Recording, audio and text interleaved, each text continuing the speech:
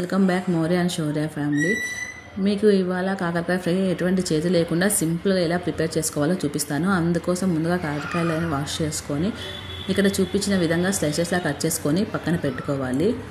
Next stove on చేసి కడాయి పెట్టి సరిపడా ఆయిల్ వేసుకోవాలి. ఆయిల్ బాగా కాగిన తర్వాత మనం స్లైసెస్లా కట్ చేసుకున్నటువంటి కాకరకాయ ముక్కలన్నింటిలో వీటిలోకి వేసుకోవాలి. వీటిలోకి వేసుకొని ఫ్రై చేసుకోవాలి. ఫ్లేమ్ మీడియంలో పెట్టుకోవాలి. ఇక్కడ చూపించిన విధంగా కలర్ చేంజ్ అయిన తర్వాత వీటిని ఒక ప్లేట్లోకి షిఫ్ట్ చేసుకోవాలి.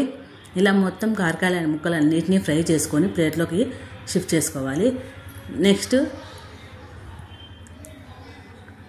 కొబ్బరి, కారం పొడి, లవంగాలు, చెక్క, జీలకర్ర, వెల్లుల్లి రెబ్బలు, కొత్తిమీర వీటన్నిటిని మిక్సీ జార్లోకి వేసి గ్రైండ్ చేసుకోవాలి. వీటిని పక్కన పెట్టేసుకోవాలి. నెక్స్ట్ మనం కాకరకాయ ముక్కలు వేయించుకున్నాం కదా, మిగిలిపోయిన ఆయిల్లోనే మనం కట్ చేసి పెట్టుకున్నటువంటి ఆనియన్, కరివేపాకు, ఎండుమిర్చి వేసుకోవాలి.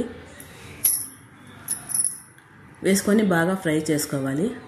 ఇవి కొద్దిగా కలర్ చేంజ్ అయిన తర్వాత 2 మీడియం సైజ్ టమోటాలను చిన్న చిన్న స్లైస్లా కట్ చేసుకొని యాడ్ చేసుకోవాలి. ఈ టమోటాలు మగ్గే వరకు వీటిని మీడియం ఫ్లేమ్లో పెట్టేసుకొని ఫ్రై చేసుకోవాలి. టమోటాలు ఈ విధంగా మగ్గిన తర్వాత మనము ఫ్రై చేసుకున్నటువంటి కాకరకాయ ముక్కలన్నిటిని వీటిలోకి వేసుకోవాలి. వేసుకొని బాగా కలుపుకోవాలి. ఒక 3 మినిట్స్ వరకు ఫ్లేమ్ మీడియంలో పెట్టుకొని వీటిని ఫ్రై చేసుకోవాలి.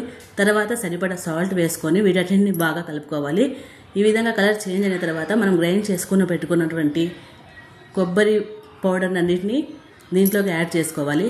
యాడ్ చేసుకొని ఫ్లేమ్ సిమ్లో పెట్టుకొని ఒక 5 మినిట్స్ వరకు కలుపుతూ ఉండాలి. అడుగు అంటుకోకుండా మనం వీటిని తిప్పుతూ ఉండాలి.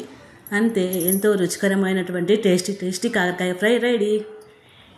ఒక్కసారి మీరు ట్రై చేసి చూడండి. చేదు కొద్ది కూడా ఉండదు. ఇది చపాతీలోకి కానీ రైస్లోకి కానీ చాలా బాగుంటుంది. మీరు ట్రై చేసి చూశాక మిగిలిన ఇది చేదు అనిపించలేదంటే నాకు ఒక కామెంట్ చేయండి. Thanks for watching. Please subscribe చేయడం మాత్రం మర్చిపోవద్దండి. Thank you.